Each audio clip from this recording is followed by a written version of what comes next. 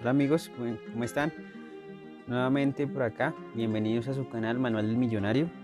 Arrancaremos en este caso con el capítulo 1.3 y dice así: arranquemos, tomemos la decisión financiera más importante de nuestra vida. Mi riqueza se debe a tres cosas: a que vivo en Estados Unidos, a algunos buenos genes y al interés compuesto. Warren Buffett. Pongámonos en marcha. Es hora de emprender nuestro viaje recurriendo a algo que puede producir verdadera riqueza para todo el mundo. No es ningún sistema que nos haga ricos de pronto, ni es que la mayoría de la gente piensa que hará financieramente libre y rica. La mayoría buscamos algún tipo de pelotazo financiero y creemos que entonces tendremos la vida solucionada. Pero seamos realistas, no vamos a ganar nuestra riqueza en un error que cometemos millones de estadounidenses. Creemos que si trabajamos más duro y más tiempo realizaremos nuestros sueños financieros, pero por sí solo, nuestro sueldo, independientemente de cuánto sea, no es la solución. Esto me lo recordó el conocido economista y autor del libro clásico sobre finanzas, Un paseo aleatorio por Wall Street, Burton Malkiel, durante una reciente visita que le hice a su despacho de la Universidad de Princeton. Quise hablar con él porque admiro no solo su trayectoria profesional, sino también su sensatez. En sus libros y entrevistas dice cosas claramente, y el día que fui a verlo no fue una excepción. Quería que me hablara de los obstáculos con los que se encuentran los inversores en todas las etapas de su vida. Al final y al cabo, era una de las personas que habían creado y desarrollado el concepto de fondos indexados, que permiten al inversor normal igualar o replicar los mercados y a cualquier persona, incluso con una pequeña cantidad de dinero. Poseer una parte de todo el mercado de valores y una cartera bien diversificada, sin tener que limitarse a comprar unas cuantas acciones de una o dos empresas solamente. Hoy esta modalidad de inversión mueve activos por valor de 7 billones de dólares. De todas las personas a las que pensé entrevistar para este libro, él era una de las más indicadas para ayudarme a entender el lenguaje ambiguo y enmarañado de Wall Street y hacerme una idea clara del panorama inversor actual. ¿Cuál es el gran error que cometemos la mayoría de las personas desde el principio? Malkiel ni dudó cuando se lo pregunté. Dijo que la mayoría de los inversores no saben aprovechar todas las ventajas del increíble poder del interés compuesto, el poder del interés que se multiplica con el tiempo. El interés compuesto es una herramienta tan poderosa que Albert Einstein dijo una vez que era el invento más importante de la humanidad. Pero si es tan magnífico, me preguntaba, ¿por qué tan pocas personas nos aprovechamos de él? Para ilustrar el poder exponencial del interés compuesto, Malkiel me contó la historia de gemelos Williams y James, cuyas estrategias de inversión no podían ser más diferentes. Pone este ejemplo en uno de sus libros, así que yo lo conocía, pero oírselo a él de su viva voz fue una experiencia increíble. Algo así como oír un Bruce Springsteen de 81 años tocar una versión acústica de Born to Run en el salón de su casa. La historia de esta, William y James acaban de cumplir los 65 años, la edad de jubilación. William empezó con ventaja porque contrató un plan de pensiones a los 20 años e invirtió $4,000 anuales durante los siguientes 20 años. A los 40 años dejó de aportar dinero y dejó que el dinero creciera en un entorno libre de impuestos y con un interés del 10% anual. James no contrató un plan de pensiones hasta la madura edad de 40 años, la misma a la que su hermano William dejó de hacer aportaciones. Como su hermano James invirtió $4,000 anuales a un interés del 10% sin impuestos, pero siguió aportando hasta los 65 años, 25 en total. William, el primero que contrató un plan de pensiones, invirtió un total de $80,000, $4,000 al año y 20 años por el 10%, mientras que James, que lo contrató mucho después, invirtió $100,000, $4,000 al año por 25 años al 10%. Dos hermanos, pues tenía más dinero en la cuenta cuando se jubilaron. Yo sabía la respuesta, pero Malkiel me contó la historia con tanto apasionamiento y fricción que era como si lo hiciera por primera vez. La respuesta, claro, es el hermano que empezó primero e invirtió menos dinero. ¿Cuánto tenía él en su cuenta? Ojo al dato, un 600% más. Retrocedamos un poco y contextualicemos estas cifras. Si pertenecemos a la generación millennial o a la generación X, o incluso si somos baby boomers, fijémonos en este mensaje y sepamos que este consejo va dirigido a cualquiera, tenga la edad que tenga. Si tenemos 35 años y de pronto entendemos en qué consiste el poder del interés compuesto, nos diremos que ojalá hubiéramos empezado a los 25. Si tenemos 45, nos diremos que ojalá hubiéramos empezado a los 35. Y si tenemos 60 o 70, pensaremos en la cantidad de dinero que podríamos haber ahorrado y ganado si hubiéramos empezado a ahorrar cuando teníamos 50 o 60. Y así sucesivamente.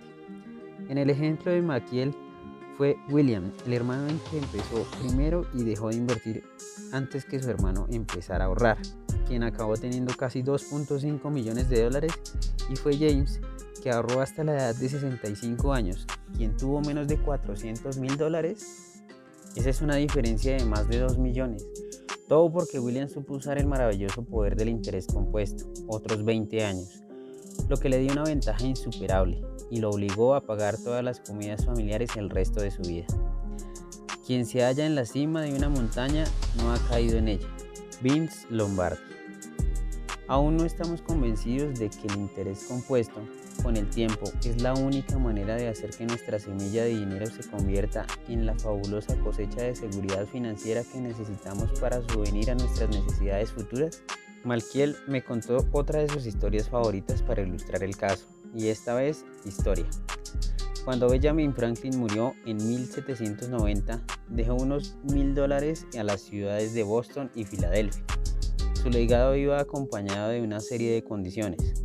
En concreto, el dinero había que invertirlo y no podía tocarse en 100 años. Pasados estos 100 años, las ciudades podían sacar $500 para proyectos públicos.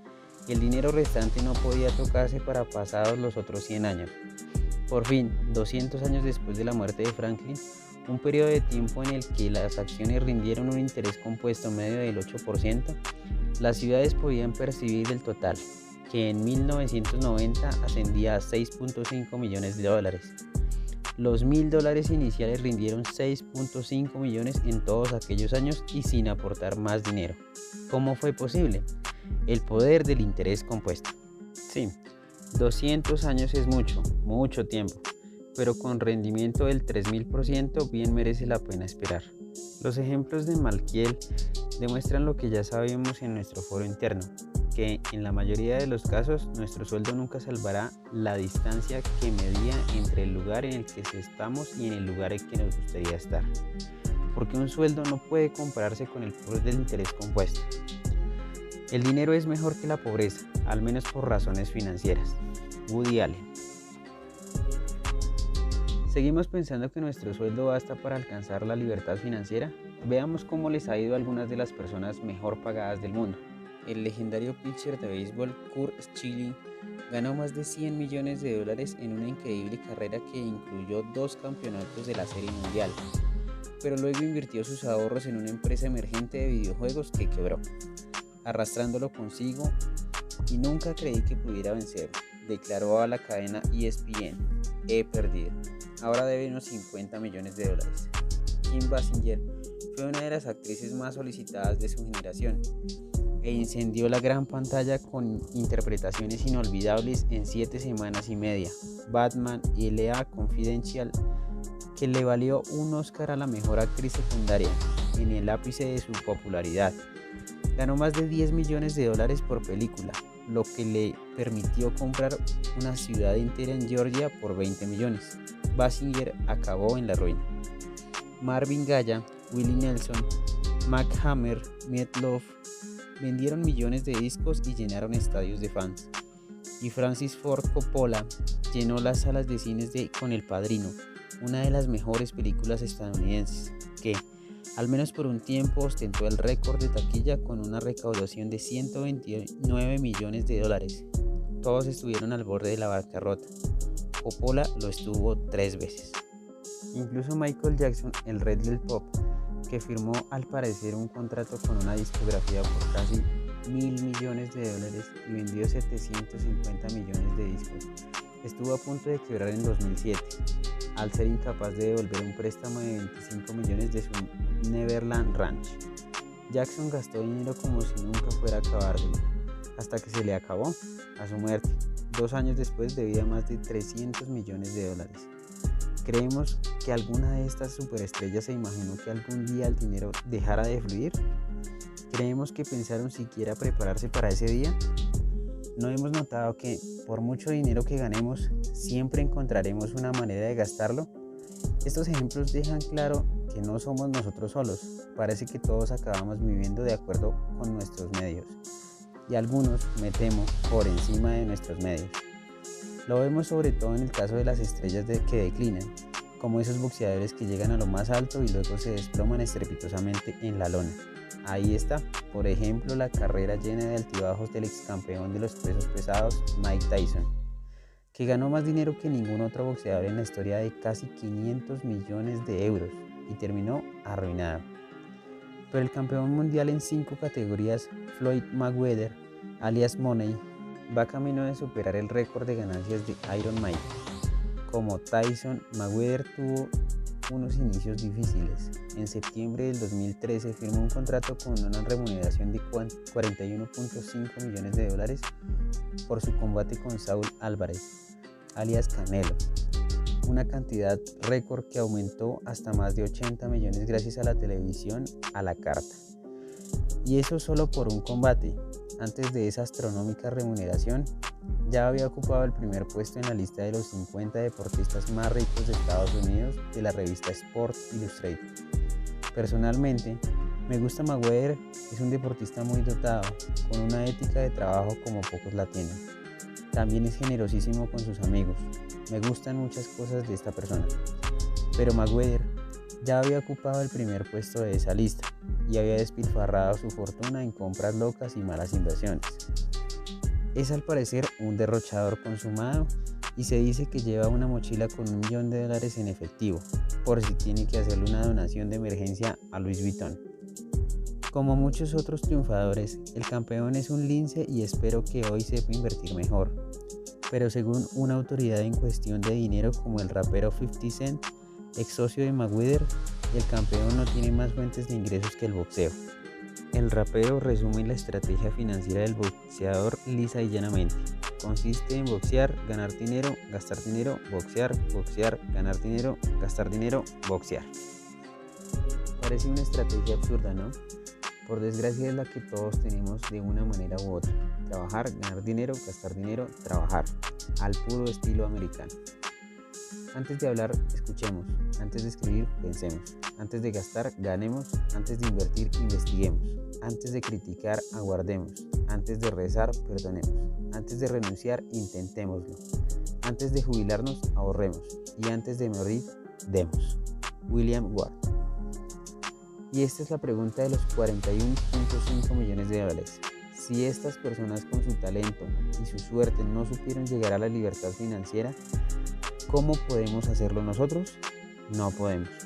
Lo que sí podemos hacer es un sencillo cambio estratégico y adoptar una mentalidad completamente nueva. Tenemos que tomar las riendas de nuestra economía y aprovecharnos del poder exponencial del interés compuesto. Nos cambiará la vida. Tenemos que pasar un mundo en el que trabajamos para ganar dinero a un mundo en el que el dinero trabaje para nosotros. Es hora de pasar a la acción y empezar a jugar, porque en última instancia todos tenemos que convertirnos en inversores si queremos ser financieramente libres. Ya somos comerciantes financieros, a lo mejor no lo vemos así, pero si trabajamos para ganarnos la vida, estamos comerciando con nuestro tiempo, que vendemos por dinero, y francamente es el peor intercambio que podemos hacer. ¿Por qué? Porque siempre podemos ganar más dinero, pero no más tiempo. No quiero parecerme a uno de esos anuncios sentimentales de Mastercard, pero todos sabemos que la vida está hecha de momentos inestimables, que dejaremos de vivir si vendemos nuestro tiempo por dinero. Claro, de vez en cuando no perdemos un baile o una velada porque el deber nos llama, pero nuestros preciosos recuerdos no siempre están a mano. Si nos perdemos muchas cosas, podríamos empezar a preguntarnos, ¿por qué trabajamos en realidad? El mejor cajero automático. ¿Dónde vamos cuando necesitamos dinero y no somos campeones mundiales de boxeo, que llevamos una mochila llena de billetes? ¿Qué clase de cajero automático necesitamos para hacer esa operación? Apuesto a que ahora mismo la principal máquina de hacer dinero que tenemos somos nosotros mismos. Puede que hayamos hecho algunas inversiones, pero seguro que no las hemos hecho pensando en que sean una fuente de ingresos. Si dejamos de trabajar, la máquina se para, no entra dinero, los ingresos se acaban. En definitiva, nuestro mundo financiero llega a un punto muerto. Es un juego de suma cero, en el que ganamos exactamente lo que jugamos. Considerémoslo de este modo. Somos una especie de máquina, pero no de hacer dinero, sino por el hecho de que intercambiamos tiempo por dinero, una máquina del antitiempo. Y no es ciencia ficción, sino, para muchos de nosotros, una realidad. Hemos dispuesto las cosas de manera que damos lo que más valoramos, tiempo a cambio de lo que más necesitamos, dinero. Y si esto es lo que hacemos, tengamos por seguro que estamos perdiendo. ¿Está esto claro? Si dejamos de trabajar, dejamos de ganar dinero. Excluyámonos de la ecuación y busquemos un planteamiento alternativo. Construyamos una máquina de hacer dinero que nos instituya y pongámosla a funcionar para que gane dinero mientras dormimos. Pensemos en ella como si fuera un segundo negocio, sin empleados, sin nóminas, sin gastos, cuyos únicos bienes son el dinero que invertimos, lo único que produce, una fuente de ingresos vitalicia que nunca se secará, aunque vivamos 100 años. Su misión, proporcionarnos una vida de libertad financiera a nosotros y a nuestra familia, o una futura familia, en caso de que no la tengamos ahora. Suena bastante bien, ¿no? Construimos esa máquina metafórica y la mantenemos adecuadamente. Tendrá el poder de 1000 generadores, funcionará 24 horas al día, 365 días al año y uno o más los años bisiestos, y hasta el 4 de julio. Echemos una vista a la ilustración y nos haremos una idea más clara de cómo funciona la cosa. Como podemos ver, la máquina no puede empezar a funcionar hasta que tomemos la decisión financiera más importante de nuestra vida. ¿Y cuál es esa decisión? ¿Qué porción de nuestro dinero queremos ahorrar? ¿Cuánto reservamos de antemano antes de gastar? ¿Un solo dólar en nuestra vida diaria? ¿Qué porcentaje de nuestro salario podemos, o más importante, queremos dejar intacto pase lo que pase? Quiero que pensemos en esa cantidad porque de la decisión de guardar hoy un porcentaje de nuestros ingresos para disponer de dinero mañana dependerá el resto de nuestra vida. La idea es escapar de la rutina del trabajo diario y emprender el camino de la libertad financiera. Y para emprender este camino solo tenemos que tomar esa sencilla decisión y empezar a beneficiarnos del increíble poder del interés compuesto. Y lo bueno es que la decisión la tomamos nosotros mismos, nadie más. No puedo permitirme perder el tiempo ganando dinero. Jean-Louis Agassi. Detengámonos un momento en esta idea, porque el dinero que ahorremos será la base de todo nuestro plan financiero. No los consideremos ni siquiera ahorros. Yo digo que son nuestro fondo de la libertad, porque lo que compraremos con ellos será eso, la libertad, hoy y en el futuro. Que quede claro que ese dinero es solo una parte de lo que ganamos, y esa es para nosotros y para nuestra familia. Si ahorramos un porcentaje fijo cada vez que cobremos el sueldo y lo invertimos sabiamente, con el tiempo empezaremos a vivir una vida en la que nuestro dinero trabajará para nosotros, en lugar de que nosotros trabajaremos para él. Y no tendremos que esperar a que el proceso empiece a obrar su magia. Podríamos decir, pero Tony, ¿de dónde saco el dinero para ahorrar? Gasto todo lo que gano.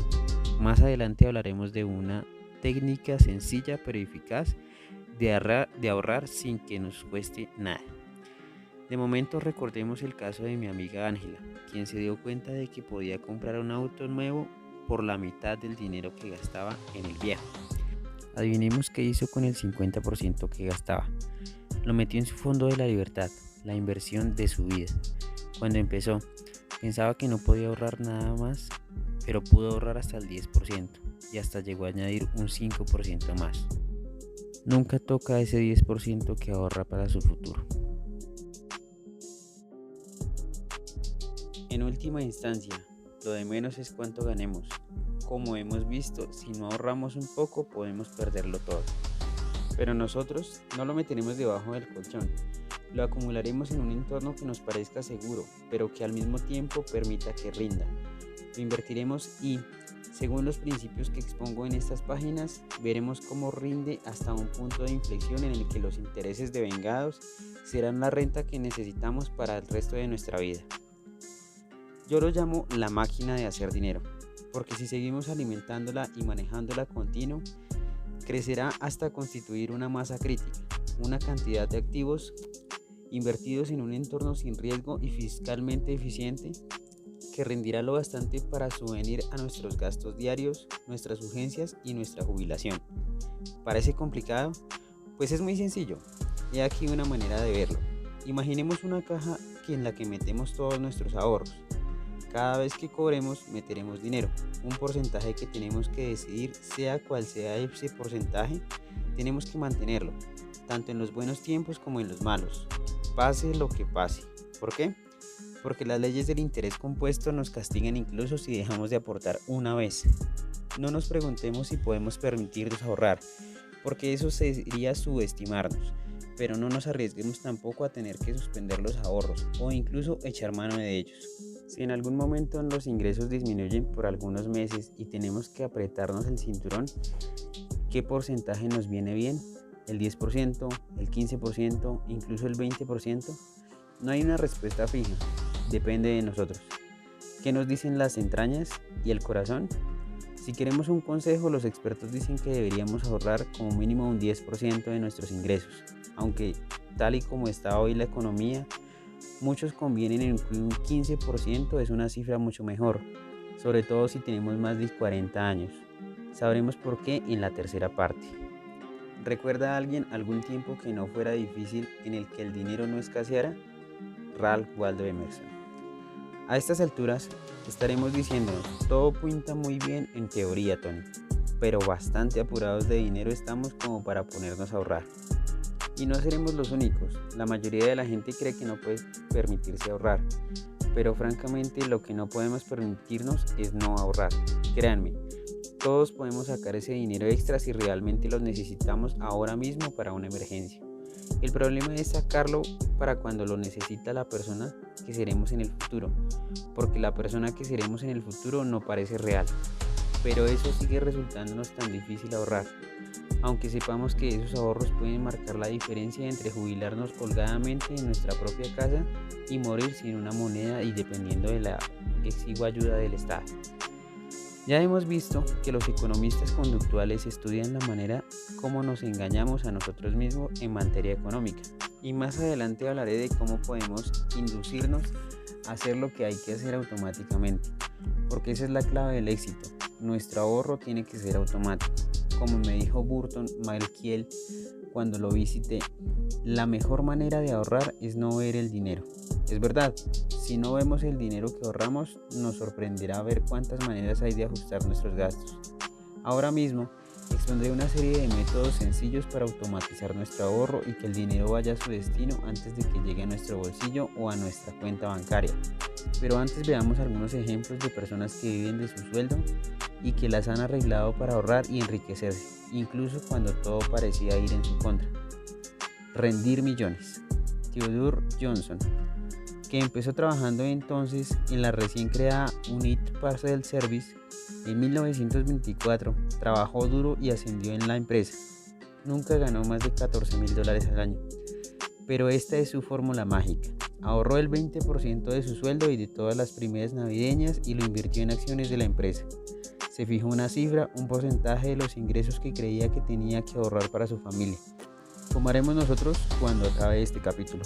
Gracias a los dividendos y a la buena vieja paciencia, Theodore Johnson vio al final de cómo su participación en UPS ascendía a un valor de $70 millones cuando cumplió los 90 años. Impresionante, ¿verdad? Y lo mejor de todo es que no era un gran deportista como Mike Tyson, ni un brillante cineasta como Francis Ford Coppola, ni un alto ejecutivo de la empresa. Dirigía el departamento de personal, pero entendía el poder del interés compuesto. Obviamente, pues a una edad temprana, que este tuvo un profundo impacto en su vida y en la vida, por cierto, de muchas más personas. Tenía que mantener una familia y hacer frente a unos gastos mensuales, pero para él ninguna factura era más importante que la promesa de su futuro. Lo primero era invertir en su fondo de la libertad. Al final de su vida, Johnson pudo hacer una serie de cosas bonitas e importantes con todo su dinero. Donó más de 36 millones de dólares para proyectos educativos, 3.6 millones de ellos en becas para 2 escuelas de sordos, porque él mismo lo era un poco desde los años 40. También creó un fondo de becas universitarias para los hijos de los empleados de UPS. Y conoce el lector la historia de Osceola McCarthy, una mujer trabajadora que no pasó de sexto curso y trabajó durante 75 años lavando y planchando ropa. Vivía sencillamente y siempre cuidó de ahorrar una parte del dinero que ganaba.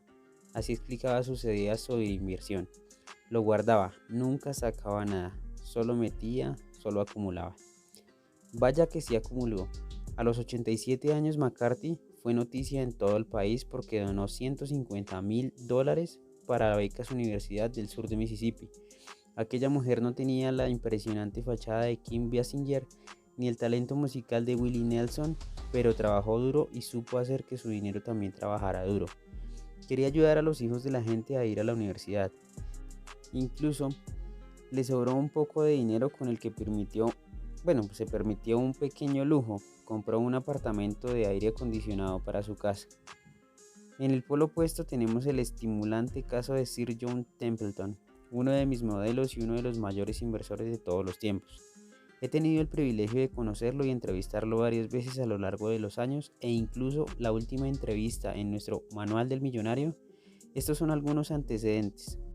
No empezó siendo Sir John, tuvo unos comienzos humildes en Tennessee, no estudió una carrera porque no pudo pagarse la matrícula, pero ya de joven supo que era el poder del ahorrar con interés compuesto.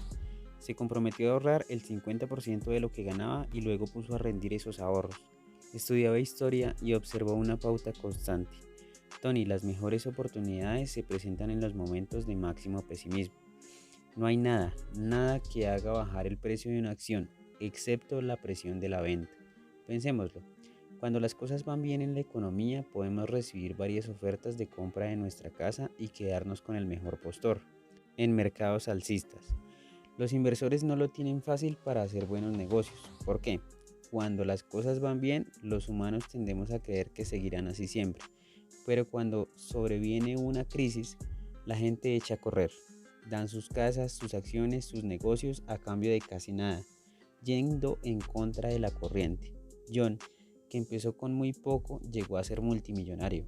¿Cómo lo hizo?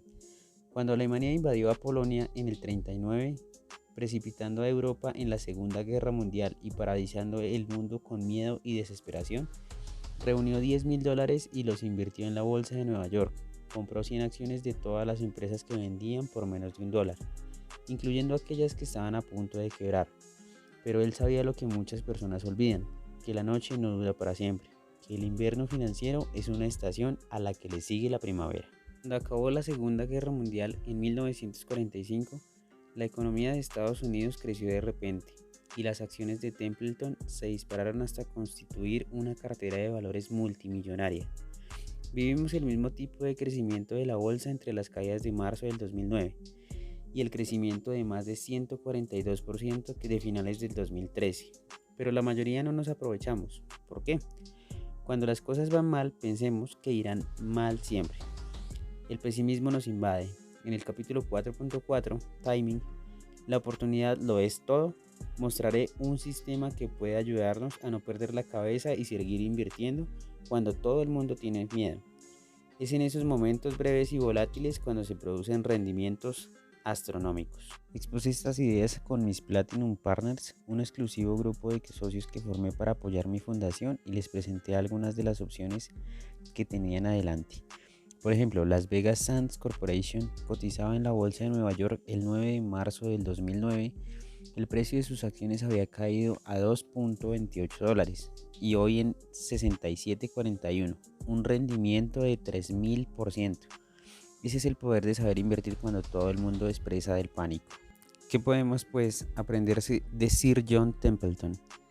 Es asombroso lo que la investigación, la fe y la acción pueden hacer si no dejamos que el mismo miedo generalizado nos paralice. Es una buena lección que deberemos recordar mientras tenemos estas páginas. Los tiempos se vuelven más difíciles financieramente hablando. La historia demuestra que esos tiempos malos y temerosos son los que ofrecen mejores oportunidades para invertir y ganar. Templeton sabía que si podía ahorrar la mitad de sus magras ganancias, estaría en situación de aprovechar al máximo todas las oportunidades de inversión. Pero más importante aún, cuando uno de los mayores filántropos del mundo y cuando se nacionalizó británico, la reina de Inglaterra lo nombró caballero en recompensa de sus esfuerzos. Muerto él, su obra generosa continúa todos los años. Fundación John Templeton concede más dinero en becas destinadas a contribuir al progreso humano mediante descubrimientos pioneros, unos 70 millones de dólares, que el jurado del premio Nobel en 10 años. ¿Y cuál es la enseñanza de la historia de Theodore Johnson? Que no tenemos que ser genios de las finanzas para ser financieramente libres. La lección de estos tres inversores sabios, que si nos atenemos a un sencillo pero constante plan de ahorro, invertimos una parte de nuestro sueldo y nos pagamos a nosotros mismos primero, podemos aprovecharnos del poder del interés compuesto para llegar a alturas inimaginables. La decisión más difícil es la decisión de actuar. Lo demás es cuestión de tenacidad. Amelia Earhart. ¿Qué cantidad pues vamos a ahorrar? La de Theodore Johnson era el 20% de la de John Templeton. El 50%, la de Osceola McCarthy, fue un sencillo caso de mirar por céntimo, poner esos centavos en una cuenta con interés y dejar que rinda. ¿Y nosotros? ¿Hemos decidido alguna cifra? Estupendo. Es hora de decidirnos, de comprometernos. Es hora de dar el primer de los 7 simples pasos para alcanzar la libertad financiera.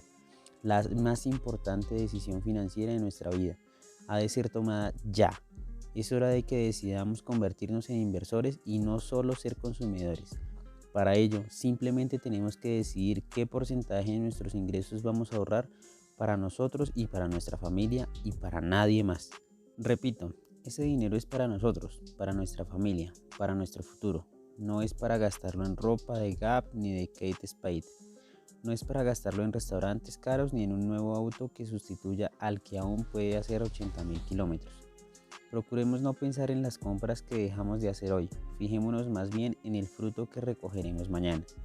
En lugar de salir a cenar con amigos, lo que nos costará digamos $50, ¿por qué no pedimos unas pizzas y unas cervezas y las pagamos entre todos?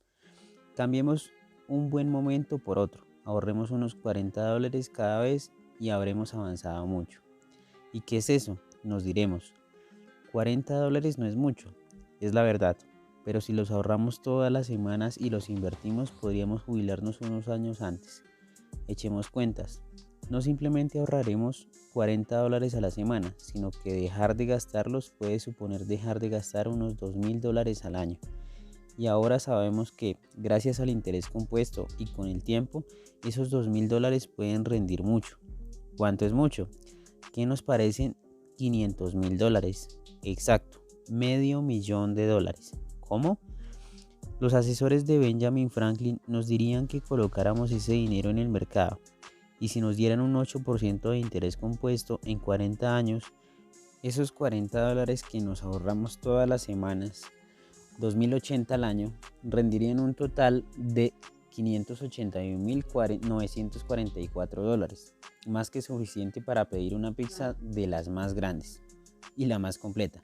Vemos cómo puede el interés compuesto trabajar para nosotros con apenas unas acciones sencillas y constantes, y si no las arreglamos para ahorrar más de $40 semanales, ya con $100 podría suponer una diferencia de 1.000.000 en el momento que más lo necesitáramos.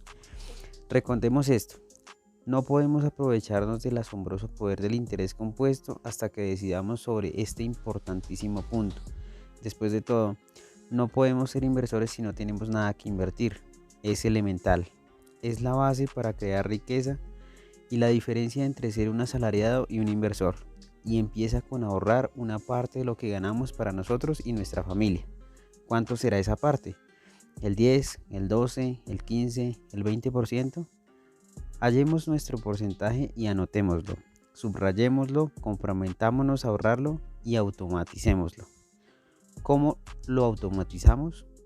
Podemos empezar descargando nuestra aplicación gratis en www.tonyrobbins.com/masterthegame. Establecer avisos que nos recuerden nuestro compromiso y que debemos cumplir con nuestro nuevo plan es una buenísima manera de empezar nuestro viaje.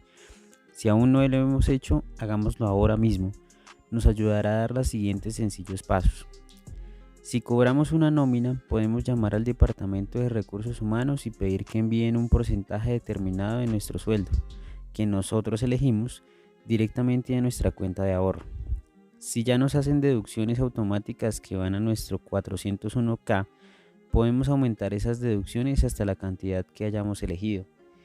Y en las siguientes sesiones de este libro mostraré cómo asegurarnos de que nuestro plan de pensiones está diseñado para que podamos ganar este juego, de que no estamos pagando tarifas ocultas y que nuestro dinero puede rendir libremente en un entorno de interés compuesto, idealmente con impuestos diferidos o exentos de impuestos para un rendimiento máximo. Lo hemos hecho muy bien. Pero, ¿y si somos autónomos o tenemos nuestra propia empresa o trabajamos por encargo? No pasa nada. Ordenamos una transferencia automática desde nuestra cuenta bancaria. ¿Y si no tenemos una cuenta en la que ingresar ahorros? Simple, vayamos enseguida a internet y abramos un plan de pensiones o una cuenta de ahorro en cualquier banco o entidad. En este enlace hay multitud de opciones entre las que podemos elegir la que nos convenga.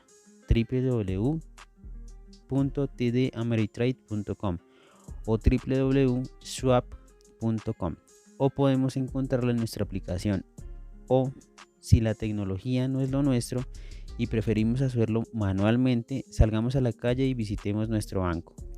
¿Cuándo conviene hacerlo? Ahora, por ejemplo. Corramos, ¿qué espero? Si no queremos trabajar, tenemos que trabajar para ganar dinero y no tener que trabajar. Ogden Nash. Bien, estamos de vuelta. Enhorabuena. Acabamos de tomar la decisión financiera más importante de nuestra vida. El primero de los 7 simples pasos para alcanzar la libertad financiera. Ya estamos en camino de convertir nuestros sueños en realidad. En las páginas que siguen veremos algunas estrategias seguras para que nuestro dinero rinda, con ventajas fiscales, pero por ahora iremos en este asunto fundamental porque nuestro futuro financiero depende de que seamos capaces de ahorrar sistemáticamente. La mayoría lo sabemos, de algún modo, pero si lo sabemos y seguimos sin obrar, en consecuencia es como si no lo supiéramos. Al contrario de lo que la gente cree, el conocimiento no es poder potencial. Saber no es hacer. Lo que importa es la acción. La acción siempre triunfa sobre el conocimiento. Quiero ganar, pero odio más perder. Brad Pitt, en el papel de Billy Payne, director del equipo de béisbol, Oakland Athletics en Moneyball, rompiendo las reglas. ¿Qué pasa si después de todo lo que hemos aprendido seguimos sin dar ese primer paso que consiste en ahorrar un porcentaje de nuestros ingresos en una cuenta de interés compuesto? Hay algo que nos lo impide. ¿Y qué es? Podría ser que no ahorramos sistemáticamente porque nos parece un sacrificio, una pérdida, en lugar de un regalo que nos hacemos hoy y en el futuro. En mi búsqueda de respuestas conocí a Shlomo Bernatzi, de la Escuela de Administración de Empresas de la Universidad de California en Los Ángeles, y me dijo: Tony, el problema es que a la gente del futuro no le parece real, por eso le cuesta tanto ahorrar pensando en el futuro. Bernatzi y su colega, el premio Nobel Richard Thaler, de la Universidad de Chicago, han ideado una estupenda solución a la que llaman Save More Tomorrow, ahorra más mañana, que se basa en el sencillo pero eficaz principio siguiente: si nos duele demasiado ahorrar hoy, esperemos al siguiente aumento de sueldo. ¿Cómo se les ocurrió esto? En primer lugar, me explicó Shlomo, tenían que responder a la cuestión de la gratificación inmediata, o lo que los científicos llaman sesgo del presente. Me puso un ejemplo. A unos estudiantes les preguntó qué querrían de pasabocas cuando volvieran a verse 2 semanas después, un plátano o chocolate, y el 75% contestaron que un plátano, pero 2 semanas después, en el momento de elegir, el 80% prefirió chocolate. Controlarnos en el futuro no es problema, me dijo Shlomo. Lo mismo pasa con los ahorros, añadió. Sabemos que deberíamos ahorrar, sabemos que lo haremos el año que viene, pero hoy gastamos. Como especie estamos hechos para preferir el hoy al mañana, pero también odiamos sentir que nos perdemos algo. Para ilustrar este punto, Shlomo me habló de un estudio que se había hecho con monos, nuestros primos no tan lejanos. Para medir sus respuestas psicológicas, a un grupo se le dio una manzana, enorme excitación, y luego a otros 2 manzanas, enorme excitación también. Pero entonces se introdujo un cambio. A los que se les habían dado 2 manzanas, les quitaron una. Seguía quedándoles una manzana, pero adivinamos lo que pasó. Enfurecieron de una manera infernal, científicamente hablando. ¿No nos ocurre lo mismo a los humanos? ¿No olvidamos lo que ya tenemos? Recordemos este estudio cuando cuente la historia de un multimillonario llamado Adolf Merkel. En el siguiente capítulo tendremos una iluminación. La cuestión es que si sentimos que perdemos algo, lo evitamos, no lo hacemos. Por eso tanta gente no ahorra ni invierte. Si ahorramos parece que renunciamos a algo, que perdemos algo hoy, pero no es verdad. Es hacernos un regalo en forma de tranquilidad, de certidumbre, de una gran fortuna en el futuro. ¿Cómo resolvieron entonces Bernazzi y Tyler estos problemas? Con un sistema sencillo que hace que ahorrar no nos sea penoso. Es un sistema que responde a nuestra naturaleza, como dijo Shlomo en una charla TED. Save More Tomorrow invita a los trabajadores a ahorrar más quizá el otro año que viene, en algún momento del futuro en el que nos imaginamos comiendo plátanos, colaborando más con la comunidad, practicando más ejercicio y haciendo todas las cosas buenas del mundo. La cosa consiste en lo siguiente. Convenimos en ahorrar una pequeña cantidad de nuestro salario, el 10, el 5 y hasta tan poco como el 3%, un porcentaje tan pequeño que no notaremos la diferencia, y nos comprometemos a ahorrar más en el futuro, aunque solo cuando nos aumenten el sueldo. Cada vez que esto ocurra, el porcentaje será un poco mayor, pero no lo sentiremos como una pérdida, porque apenas nos damos cuenta. Bernazzi y Tyler probaron el plan hace casi 20 años en una empresa del Medio Oeste cuyos trabajadores decían que no podían permitirse ahorrar un céntimo más de su sueldo. Pero los investigadores los convencieron para que dejaran que la empresa ingresara automáticamente el 3% de su salario en un plan de pensiones y otro 3% más cada vez que les aumentaran el sueldo. El resultado fue sorprendente.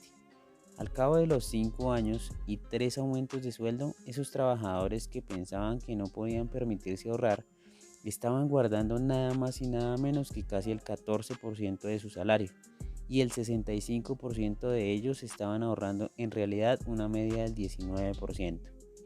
Si ahorramos un 19%, estamos ahorrando más o menos la cantidad que hizo riquísimo a Theodore Johnson, el hombre de Ups.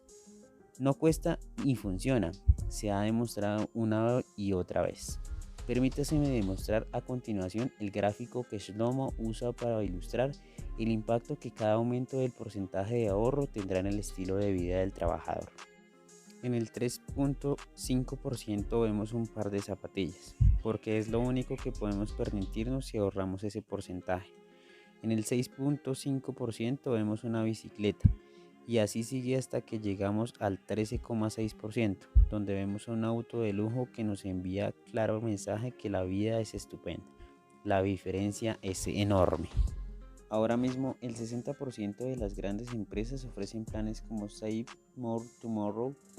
Sepamos si la nuestra lo hace, y si no, mostremos este libro al Departamento de Recursos Humanos y veamos si pueden hacer unos a gusto. Por supuesto, seguiremos teniendo que ganarnos nuestro aumento de sueldo. Es poco probable que nuestro jefe nos lo conceda porque se lo pidamos amablemente. Pero una vez que lo obtengamos, seremos libres de ahorrar todo el importe del aumento o solo una parte, dependiendo de nuestras circunstancias. En algunos casos, las empresas duplicarán nuestras aportaciones, lo que será miel sobre hojuelas. Si nuestra empresa no nos ofrece un plan, podemos contratar uno con American Best 401k o con muchos otros sistemas 401k. Podemos empezar ahorrando un 5%, aunque yo recomiendo que empecemos con no menos del 10%, si es posible, que vaya automáticamente a nuestro fondo de la libertad y luego seguir ahorrando el 3% más cada vez que nos aumenten el sueldo. Entremos a internet o hagamos una llamada telefónica y nuestro futuro de la manera menos costosa. No hay excusa que valga. También podemos entrar en nuestra aplicación donde encontraremos un ejemplo de correo electrónico que podemos enviar a nuestro jefe o director de recursos humanos e iniciar ahora mismo este proceso que trabajará para nosotros. Fácil, ¿no? Pues hagámoslo ahora. Pero, ¿qué pasa si somos empleados independientes? ¿Qué pasa si tenemos nuestro propio negocio y pensamos que no podemos dejar de invertir hasta el último céntimo en él? Créanme, encontraremos la manera de ahorrar. ¿Qué pasaría si nos pusieran un nuevo impuesto y tendríamos que pagar el 10% más o incluso un 15%? Sería horrible, maldeciríamos esto y lo otro, pero encontraríamos la manera de pagarlo. Pensemos pues que ese porcentaje es un impuesto que debemos de pagar, porque el dinero no va al Estado sino a nuestra familia y nuestro futuro. O pensemos que somos vendedores, que tenemos que cobrar los primeros. Si tenemos que hacerlo, lo haremos. Pero en este caso es un dinero que guardaremos para nosotros y nuestra familia. Y no olvidemos una cosa, tenemos que automatizarlo. Este es el gran secreto, ganar más, gastar menos y automatizar el ahorro. Como escrito con fuego en el cielo. De joven leí el clásico de George Clason, El hombre más rico de Babilonia, de 1926. En el que el autor, a través de una serie de parábolas, nos da consejos financieros llenos de sentido común. Recomiendo este libro a todo el mundo. Paréntesis. Ese resumen de ese libro estará próximamente en nuestro canal al finalizar este libro. Continuamos. Una parte de lo que gano es mía y la debo guardar. Digámoslo por la mañana al levantarnos, digámoslo al mediodía, digámoslo por la noche, digámoslo a todas horas, todos los días. Digámoslo hasta que nos parezca como escrito con fuego en el cielo.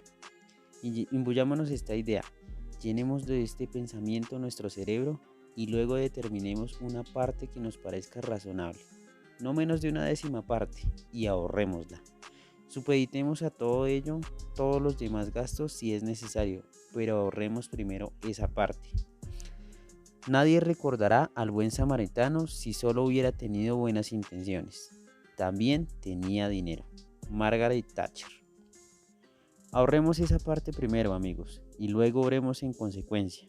No importa el porcentaje que sea, empecemos desde así sea 10%, pero con el tiempo hagamos que esa cifra signifique algo. El siguiente paso. Ahora que hemos trazado un plan de inversión automático, nuestro fondo de la libertad, nuestra nueva máquina de hacer dinero, estaremos preguntándonos dos cosas. Primero, ¿dónde meto ese dinero? Y segundo, ¿cuánto necesitaré para conseguir la seguridad o libertad financiera? Vamos a responder esas dos preguntas claramente y las respuestas vendrán de los mejores financieros del mundo. Pero antes tenemos que entender para qué invertimos. ¿Qué hay detrás de nuestro deseo de libertad financiera? ¿Qué es la riqueza para nosotros? ¿Qué perseguimos realmente? Tomémonos un momento, unas cuantas páginas y veamos cómo dominaremos el dinero.